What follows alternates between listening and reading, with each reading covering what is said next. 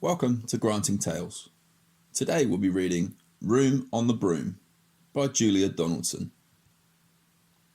The witch had a cat and a very tall hat and long ginger hair which she wore in a plait. How the cat purred and how the witch grinned as they sat on their broomstick and flew through the wind. But how the witch wailed and how the cat spat when the wind blew so wildly it blew off the hat. "Down!" cried the witch, and they flew to the ground. They searched for the hat, but no hat could be found.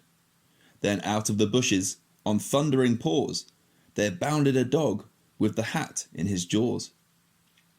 He dropped it politely, then eagerly said, as the witch pulled the hat firmly down on her head, "I'm a dog, as keen as can be. Is there room on the broom for a dog like me?" "Yes," cried the witch, and the dog clambered on. The witch tapped the broomstick, and whoosh, they were gone. Over the fields and forest they flew. The dog wagged his tail, and the stormy wind blew. The witch laughed aloud and held on to her hat, but away blew the bow from her long ginger plait.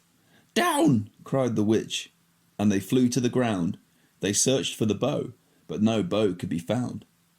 Then out from a tree, with an ear-splitting shriek, there flapped a green bird with the bow in her beak. She dropped it politely and bent her head low. Then said, as the witch tied her plait in a bow, "I am a bird, as green as can be. Is there room on the broom for a bird like me?" "Yes," cried the witch.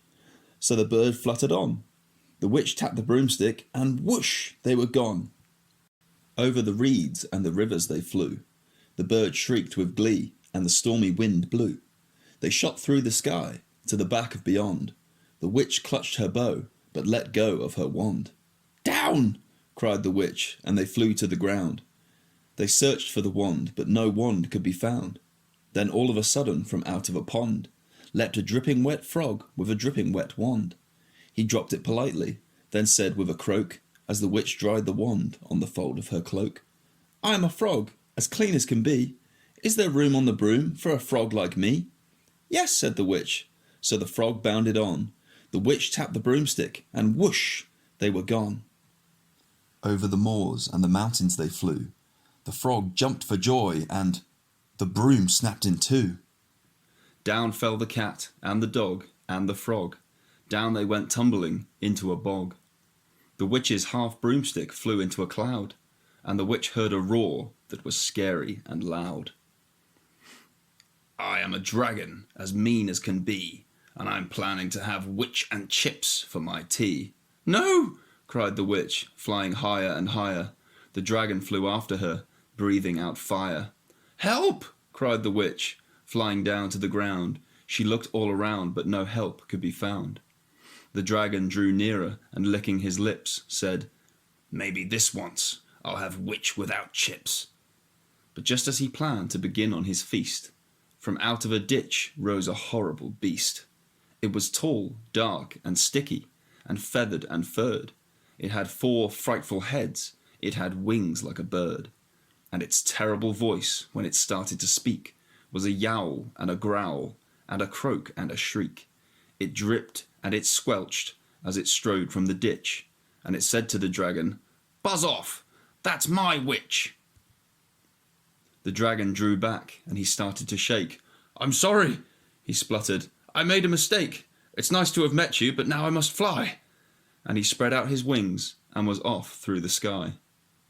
Then down flew the bird, and down jumped the frog. Down climbed the cat, and "Phew," said the dog. And "Thank you, oh thank you," the grateful witch cried. "Without you I'd be in that dragon's inside." Then she filled up her cauldron and said with a grin, "Find something, everyone, throw something in." So the frog found a lily, the cat found a cone, the bird found a twig, and the dog found a bone. They threw them all in, and the witch stirred them well, and while she was stirring she muttered a spell. "Iggity, ziggity, zaggity, zoom!" Then out rose a truly magnificent broom, with seats for the witch, and the cat and the dog, a nest for the bird, and a shower for the frog. "Yes!" cried the witch, and they all clambered on. The witch tapped the broomstick, and whoosh, they were gone. Thank you for listening.